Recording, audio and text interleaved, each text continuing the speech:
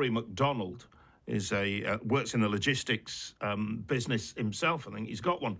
He's vice chairman of the Abnormal Loads Group and can tell us more. Joins us on the Burnsy Show. Rory, morning to you. Thank you very much for your time this morning. Good morning, Burnsy. That Stav's situation, is this the case? What's your understanding? Does this go on? Yes, he's very, very correct. He's absolutely correct. My concern is for the Humberside people in general. Most of the people in Humberside either directly or indirectly work in the caravan industry, and I'm sure you could check that out. So if the manufacturers can't get their goods to market, then obviously the holiday makers aren't going to be able to enjoy the holidays. Exports are going to be down because Humberside is the caravan capital of the world. So it's affecting that on Humberside, but also in general, the construction industry, manufacturing industry, agriculture and shipping. These embargoes don't take into account the times of the tide. And on a caravan basis, it's a wide load on a normal vehicle. It can travel at normal speeds, so it's not affecting the flow of traffic. So Staff has got a very good point. But it needs escorted. That's what he's saying. These vehicles need escorted. That's his business. Some of them need escorting, but where it's affecting his business is if they all have to sort of stockpile till 9:30 and come out all at once, then that is creating an issue that wasn't there before, because there's a health and safety issue in the factories and a road safety issue on the roads to and from the factories. Then all the vehicles come out at once, and whereas previously he could do escorts throughout the day and be staggered and employ all those people, now he's got to do them all at once, and he can't do them all at once because he'd have to triple his fleet. So therefore there'd be more vehicles on the road and therefore more congestion. So it's something that hasn't really been thought through.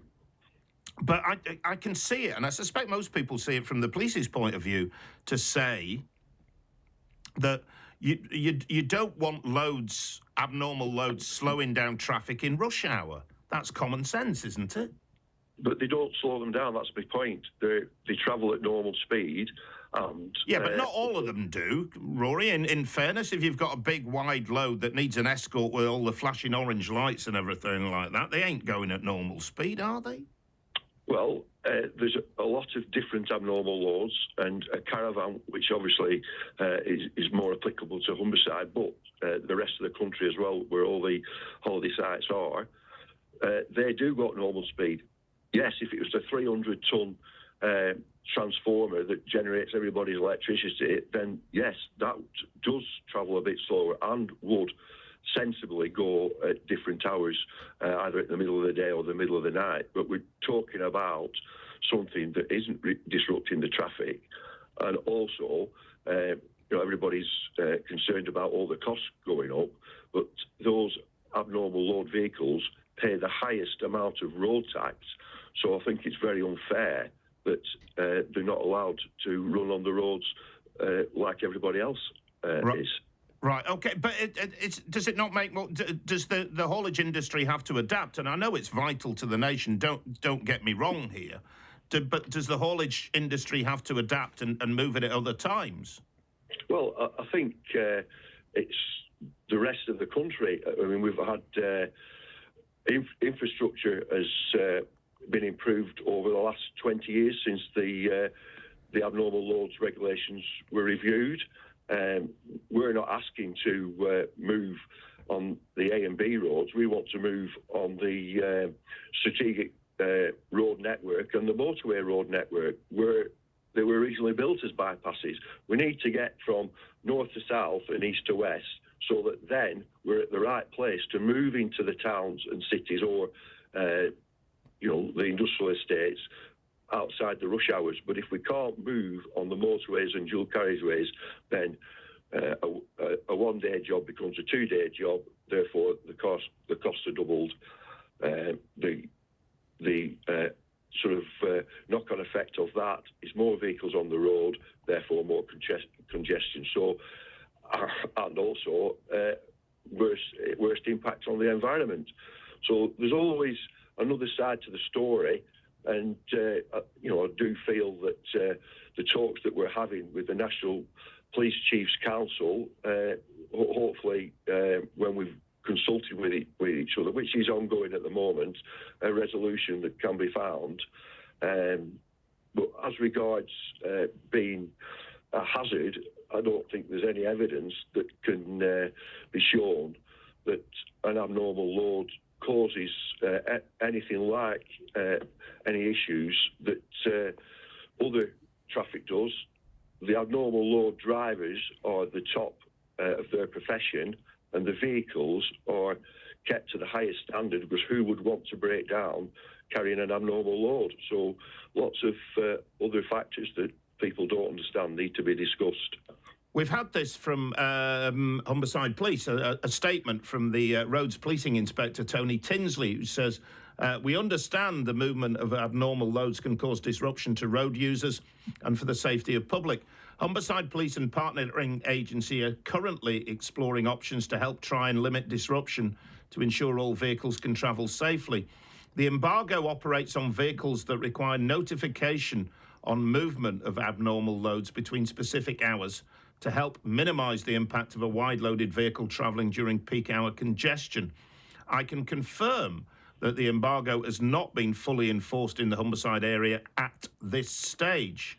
We continue to offer advice to hauliers and work closely with the National Police Chief Council and partnering agencies to discuss and review this carefully. For more information on abnormal loads, please visit our website. So they're not enforcing it at the moment, but they're obviously, I presume, having a word, Rory. No, they are enforcing it. Are they? Yeah, over 20 years ago, this happened, and the powers that be at that time, the councillors, the caravan manufacturers and the police and the RHA, very much involved in it, they all got together and explained, like I did earlier in the interview, how much of an impact this would have on the Humberside economy and the UK economy as a whole, and everybody seed sense. They kept the embargo. So are you saying people are getting nicked then? Yes, people are getting stopped, and their paper is checked, and their vehicles and the drivers' hours are checked.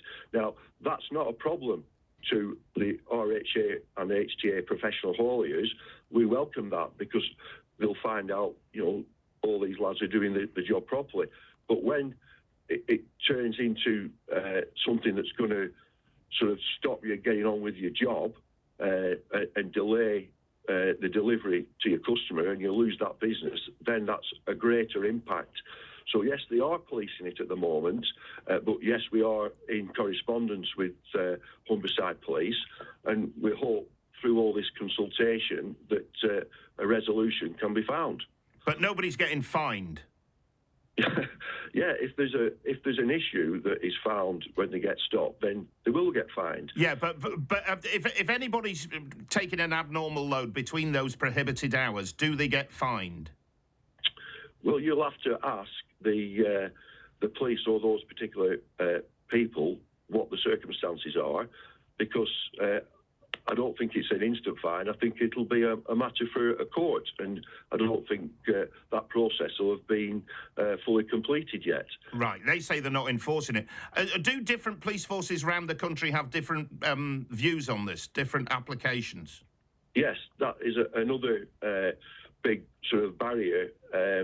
Each police authority or each police chief constable can do what they feel fit for their area, which doesn't help when you're moving from east to west or north to south.